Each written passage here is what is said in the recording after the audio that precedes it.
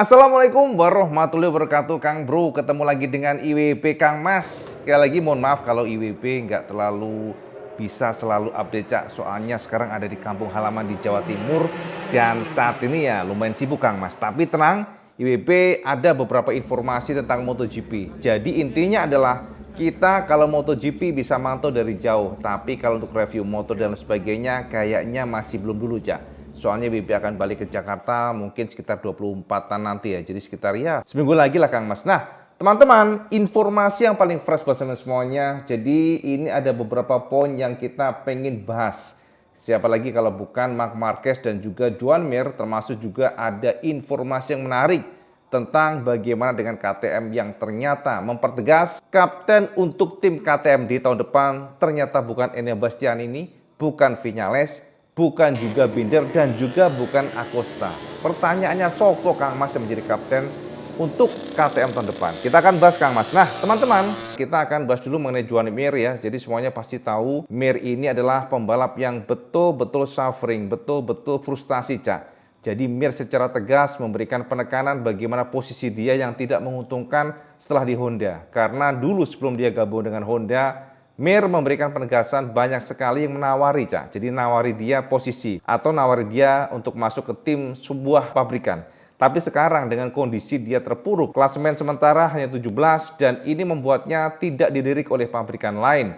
Akan tetapi masalahnya adalah dia saat ini pada kondisi yang sangat ya kita katakan sangat ekstrim ya. Jadi sangat riskan karena jika Mir tidak segera bertindak maka posisinya adalah bisa saja dia tahun depan nggak dapat seat menarik. Soalnya kita tahu semuanya ya bahwa seat untuk para tim yang bagus semuanya sudah diisi oleh para pembalap. Yang sampean tahu sendiri ya pembalapnya ya sampean tahu bagaimana Martin sudah dapat seatnya, kemudian juga Enea Bastianini, lalu Viñales dan juga sama tahu sendiri Acosta tahun depan sudah menempati posisinya, Binder dan Aprilia rumornya sudah mempertimbangkan untuk meminang atau ya beberapa nama lah ya yang memang nama tersebut sepertinya tidak ada nama Joan Mir. Dan rumornya kita tahu bahwa Mir akan dilirik oleh David Brivio yang sekarang bersama dengan Aprilia Trackhouse Racing.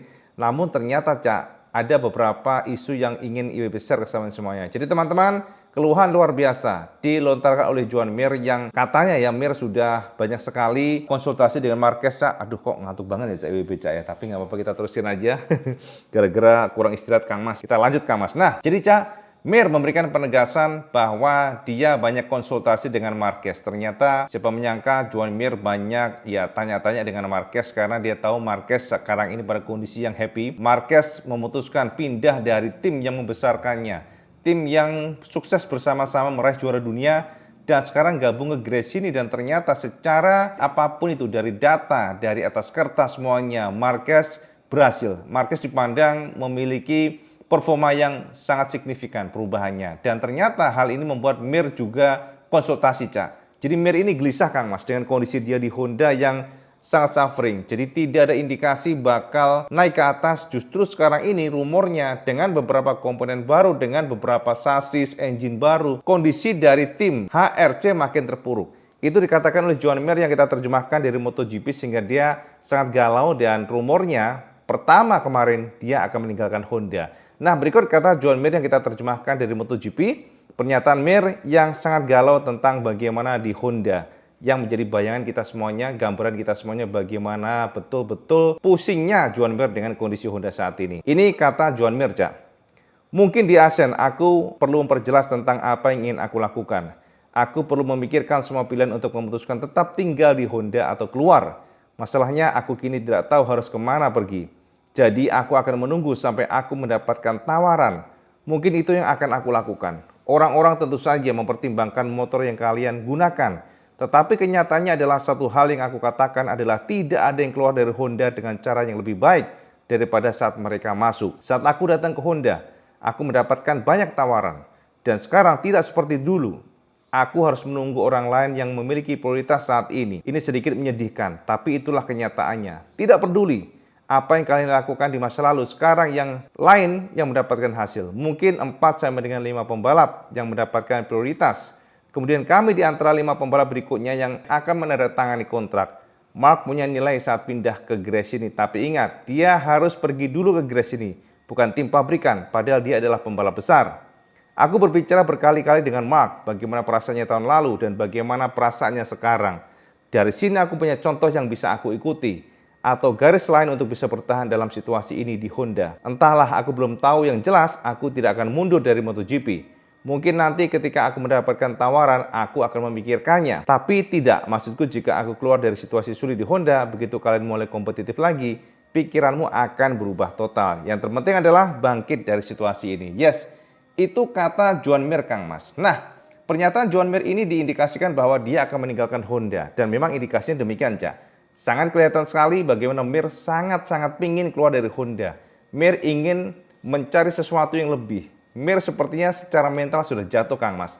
Ini mirip dengan yang terjadi pada Marc Marquez. Yang menjadi pertanyaan adalah, mau kemana nih Joan Mir? Mengingat, sama tahu sendiri, bahwa sekarang ini posisi dari semua tim sudah terisi, Cak. Rata-rata demikian, ya ada beberapa lah, segelintir lah. Tapi kan kita tahu Mir ini adalah pembalap yang realistis. Dia sekarang di tim Factory. Kalau dia pindah ke tim yang sekiranya masih kurang, maka ya jelas secara apapun itu ya, bargaining posisinya dia juga lemah. Termasuk juga kalau dia pindah ke tim yang sekiranya kurang, dia juga pada kondisi yang sepertinya ya nggak afdol lah, Kang Mas. Nah, ternyata Cak, informasi juga datang dari Alberto Puig bahwa secara jelas Puig memberikan penekanan. Lek sampean wis ora seneng Honda, kalau sampean sudah nggak suka sama Honda, kalau sampean sudah tidak mampu di Honda, monggo saja. Itu kata Puig, Cak. Kira-kira demikian, Kang Mas. Jadi Puig mempertegas kalau sampean ingin pindah dari Honda, monggo. Karena dari dulu Honda tidak pernah mau membuat pembalap merasa tidak nyaman, membuat pembalap merasa ya dipaksa di situ, nggak mau. Honda akan mempersilahkan nih buat Mir kalau memang meninggalkan Honda. Itu kata Alberto Puig. Nah, teman-teman, ternyata kata-kata ini membuat Joan Mir makin gelisah, Cak. Jadi pada puncaknya setelah dia melihat kiri kanan, dia mempertimbangkan, dan tahu nggak sampean, ternyata ada sebuah informasi yang sangat sahih, walaupun mungkin belum ada official announcement, tapi informasi ini betul-betul bisa kita pegang sebenarnya ya, ibaratnya dari A1 lah bahasanya, Cak. Di mana Joan Mir akhirnya no option, secara tegas dan lugas akhirnya memperpanjang kontrak dengan Honda. Jadi rumor yang kita dapatkan, Mir akan gabung terus bersama Honda dengan kontrak diperpanjang dari 2025 sampai dengan 2026. Artinya langsung 2 tahun. Ini mengejutkan, Cak, karena kita berpikir udahlah Mir bakal tiarap ya, Mir bakal nyerah, Mir bakal mundur dari Honda, dan ternyata Mir justru diperpanjang kontraknya oleh Honda dan dia setuju. Dan Joan Mir rumornya dengan akurasi di atas 80% akan tetap bersama Honda dari 2025 sampai dengan 2026, Cak. Jadi rumor pertama, indikasi pertama di mana Mir akan meninggalkan Honda terbantahkan. At least dengan sekarang ini, walaupun belum ada announcement official ya, maksudnya pengumuman resmi dari Honda, tapi rumor pertama demikian. Sama tampung saja. Jadi intinya, Cak, Joan Mir walaupun pada kondisi yang sulit, akhirnya lebih memilih tetap bersama Honda dengan kontrak langsung 2 tahun 2025-2026. Itu yang pertama, Kang Mas. Nah, yang kedua, Cak. Nah, ini kabar mengenai Marquez lagi nih, Cak. Jadi ujuk-ujuk selalu kita nggak bisa meninggalkan nama Marquez. Karena kenapa? Ya memang Marquez ini menjadi bahan omongan, Cak. Jadi beberapa media ya, termasuk juga terakhir kemarin AS memberikan tanya interview kepada Marquez. Dan teman-teman, ternyata ada pernyataan Marquez yang menarik, di mana Marquez menyebut Ducati tidak adil. Itu pernyataan yang ya kita katakan menarik sekali, sebab justru kata-kata tersebut membuat Marquez sekarang ini ya terpilih ya. Jadi ujung-ujungnya begitu, Cak. Ujung-ujungnya ngono, Kang Mas. Jadi teman-teman, sama tahu nggak bahwa sebenarnya pada saat sebelumnya ya, kita ngomong sebelumnya, pada saat Ducati ingin membuat skenario, ada 2 skenario yang dibuat oleh Ducati yang ternyata dimentahkan oleh Marquez.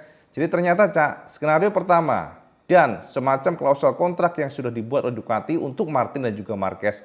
Yang pertama adalah Marquez akan dipilih ke tim Factory jika menang juara dunia di tahun ini. Sebaliknya, jika Martin yang menang juara dunia di tahun ini atau tahun 2024 ini, maka Marquez harus menerima untuk di Pramac nanti akan disupport penuh oleh Ducati dengan GP24-nya atau sorry GP25 maksudnya ya.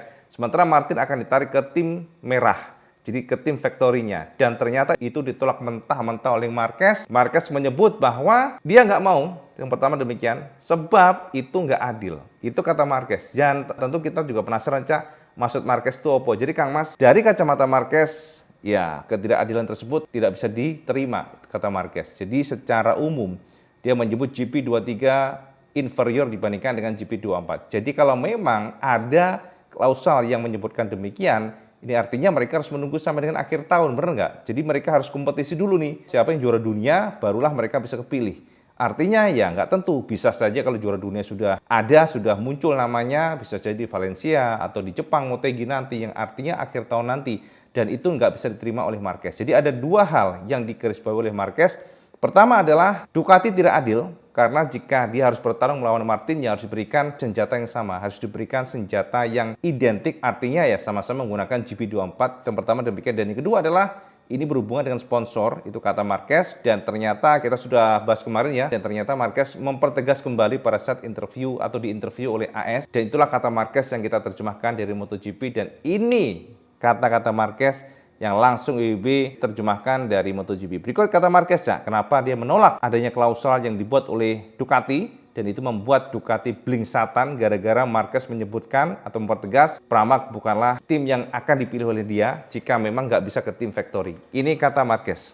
Sederhana, salah satu alasannya dan yang utama adalah jika kalian ingin meraih gelar di lintasan, kalian harus memiliki senjata yang sama, dan sekarang aku tidak memilikinya. Jadi aku rasa ini tidak adil. Ya, memang aku tahu itu bukan alasan, karena aku menunjukkan bahwa aku bisa kompetitif. Hal lainnya adalah aku sangat jelas menekankan, tidak akan berpindah dari satu tim satelit ke tim satelit lainnya. Dan poin ketiga, para atlet tidak hanya memiliki kontrak olahraga, tetapi ada perusahaan sponsor yang mengikuti sepanjang karirku, dan perusahaan multinasional ditutup pada bulan September untuk 2 tahun ke depan, dan hal itu tidak dapat menunggu. Jadi itu tidak mungkin. Itu kata Marquez-nya. Jadi Marquez mempertegas sekali lagi, kontrak para sponsor pribadinya nggak bisa menunggu, termasuk juga dia merasa tidak fair. Sayembara yang dilakukan oleh Ducati ini nggak fair, jadi dia menolak mentah-mentah karena kata Marquez, ya kalau memang aku diadu dengan Martin, ya kasihlah senjata yang sama. Kira-kira demikian, Cak. Dan ternyata background inilah yang membuat akhirnya Ducati menyerah.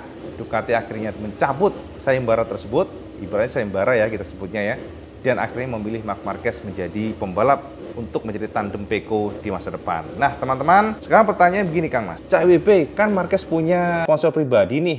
Dengan konfirmasi tersebut, bagaimana nantinya sponsor pribadi Marquez seperti Red Bull ya, sama tahu sendiri, dan juga ada Samsung ya, yang ternyata juga pastinya ini adalah saingan dari Lenovo ya, sama-sama gadget ya bahasanya, Cak. Dan juga ada Carrera, Oakley ya sebagai kacamata, dan juga beberapa sponsor yang nantinya bentrok dengan Marquez. Nah teman-teman, memang untuk hal ini belum ada konfirmasi yang kita dapatkan. Namun sebelumnya Marquez sudah memberikan penekanan, jika dia pindah ke Lenovo Ducati, maka tentang sponsor pribadi nanti akan ada review ulang. Artinya apa, Cak? Sepertinya Marquez akan rela melepas para sponsor pribadinya. Itu yang kita dapatkan terakhir. Dan dengan kondisi tersebut maka bisa saja Marquez di tahun depan maka Red Bull akan hilang, Cak. Makanya Red Bull betul-betul mencurahkan semua dananya, kalau nggak salah demikian, untuk mensupport KTM Tet3. Jadi memang rumor yang berkembang ya, dana yang besar tersebut dialihkan akhirnya ke KTM Tet3. Artinya ada alokasi sponsorship yang besar ke Marquez dialihkan. Jadi mereka akan mundur dari Marquez gara-gara nanti kan Marquez harus ke Lenovo Ducati yang notabene memiliki hubungan sangat erat dan juga kerjasama profesional dengan Monster Energy. Sama tahu sendiri ya, bahwa Lenovo Ducati sudah lama bersama Monster Energy, makanya Marquez ketika gabung dengan Lenovo Ducati, maka sponsor pribadi semuanya akan hilang. Itu rumor yang kita dapatkan, dan tentu saja kita akan tunggu apakah betul rumor tersebut akan akurat, sebab mau nggak mau memang Marquez harus melakukan itu, Cak. Harus melakukan itu gara-gara semuanya bentrok, Cak. Ini adalah perusahaan sponsor yang ya saingan Kang Mas ya, Red Bull musuh Monster Energy, Oakley musuh Carrera atau kacamata, kemudian juga Samsung musuh Lenovo. Jadi ya sama tahu sendiri ya, Samsung dari Korea, Lenovo dari China atau Taiwan, ya akhirnya mau nggak mau memang harus mundur. Itu yang kita dengar, jadi kita tunggu saja seperti apa manuver Marquez ya, bagaimana komprominya dengan sponsor pribadinya, mengingat saat ini dia sudah official bersama Lenovo Ducati tahun depan, jadi dia harus siap-siap untuk menggodok sponsor tahun depan seperti apa dan bagaimana status mereka nantinya. Oke, Cak, itu yang ketiga Kang Mas. Nah, yang terakhir, Cak, supaya nggak lama-lama ya, kita akan buat yang short-short aja. Yang terakhir adalah KTM Kang Mas. Jadi teman-teman sama tahu sendiri bahwa Pete Bearer saat ini sedang gembira, Cak, sumringah, Cak, bosone, Cak. Jadi senyumnya udah senyum mengembang, happy banget gara-gara tahun depan KTM memiliki 4 pembalap yang luar biasa.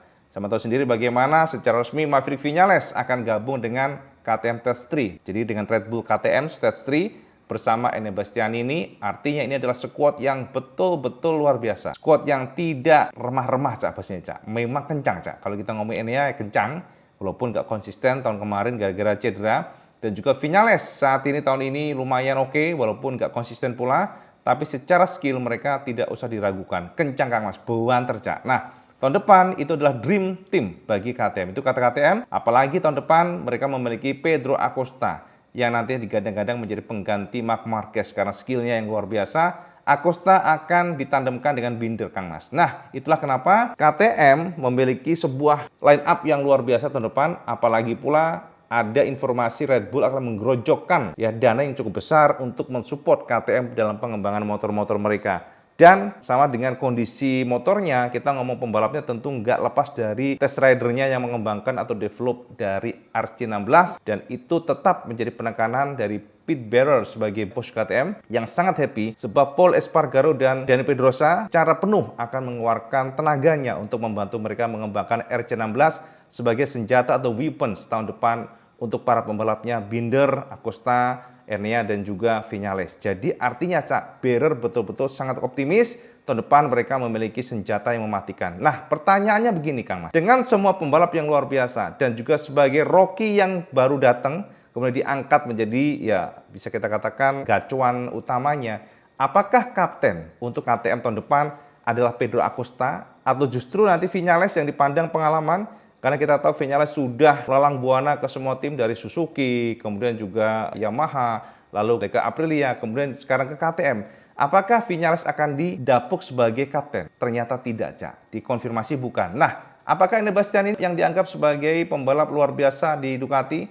Dan juga ternyata tidak, Cak. Pedro Acosta yang kencang? Ternyata tidak juga, Cak. Binder yang sudah senior di KTM? Ternyata juga enggak, Cak. Jadi konfirmasi kita dapatkan, walaupun secara umum pastinya, Cak, ya, KTM pintar sekali mengambil Enea Bastianini dari Ducati, yang mana mereka berharap yang mendapatkan banyak informasi mengenai detail motor dari Ducati yang nanti coba diaplikasi ke KTM, termasuk juga Viñales yang memiliki experience atau pengalaman luar biasa di Aprilia. Tentu saja banyak sekali hal positif yang ingin diambil oleh KTM dari Aprilia, dan membajak atau mengambil pembalap dari beberapa pabrikan luar biasa pasti akan menguntungkan buat Aprilia. Tapi ternyata dipastikan mereka tidak akan dipilih untuk menjadi kapten.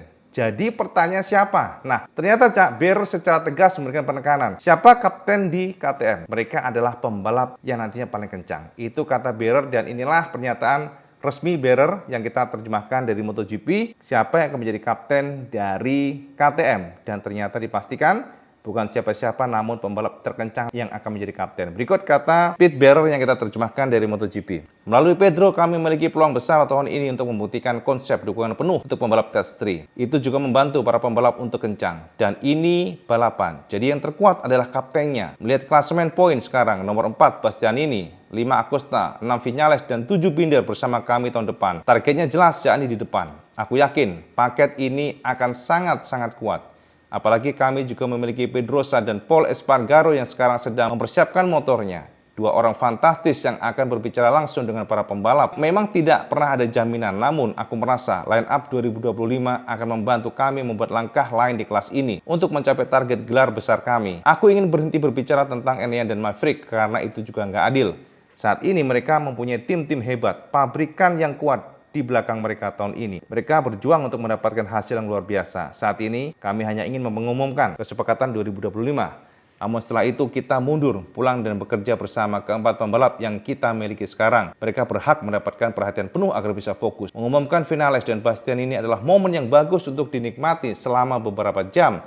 Tapi kemudian kami harus kembali ke rencana awal. Ini musim yang panjang dan masih banyak pekerjaan yang harus diselesaikan tahun ini. Yes, itu kata Bearer, Cak. Ya, jadi jelas ya. Tidak ada kapten di tubuh KTM tahun depan, tapi kapten dari ridernya adalah pembalap terkencang. Jadi siapa yang terkencang di KTM nanti, itulah yang dianggap menjadi kapten di KTM. Itu pernyataan Bearer, Kang Mas. Nah, oke, teman-teman, itu adalah beberapa informasi sekilas tentang MotoGP hari ini. Ya, kita nggak akan panjang-panjang biar semuanya jelas, fokus. Dan yang jelas, kita bisa pastikan posisi Marquez yang sangat kuat, ya, sehingga akhirnya Ducati pun tidak mampu mempermainkan skenario-nya. Takluk di tangan Marquez, Cak. Nyerah, Kang Mas. Gara-gara Marquez yang mengatakan, moh Kang Mas, ora sudi aku yang peramak. Ternyata mereka ngalah. Mereka akhirnya ya tahu sendiri ya memilih Marquez dan Martin pun hengkang ke Aprilia. Dan juga konfirmasi bahwa kita bisa pastikan Joan Mir sepertinya, belum kita pastikan sih Cak, tapi sepertinya Joan Mir akan tetap bersama Honda 2025-2026, langsung 2 tahun. Ini mengejutkan kita semuanya, mungkin ada harapan bagi Mir untuk mencoba bangkit dari sana, tapi bisa saja daripada nggak dapet seat, dia akan mundur dari Honda, malah dia nganggur, ya mending udahlah perpanjang aja, mungkin bisa jadi demikian. Dan terakhir adalah tentang konfirmasi KTM, yang mana menggarisbawahi tidak ada kapten di tubuh KTM, tapi pembalap terkencang lah yang akan menjadi kapten bagi mereka. Oke Kang Mas, itu informasi buat semuanya. Silahkan komen Cak di bawah ini. Kira-kira apakah alasan Marquez itu tepat? Dan apakah keputusan Joan Mir juga bagus menurut sampean? Dan bagaimana dengan pernyataan dari Pit Bearer yang mengatakan bahwa tidak ada kapten di sana, tapi siapa yang pembalap terkencang yang akan menjadi leader. Itu kata dari Bearer. Dan komen di bawah, dan seperti biasa kalau kalian suka video ini, like, share, dan subscribe. Ojo lali Cak, sampai sholat 5 waktu karena itu yang paling penting. Assalamualaikum warahmatullahi wabarakatuh. Salam sekandos.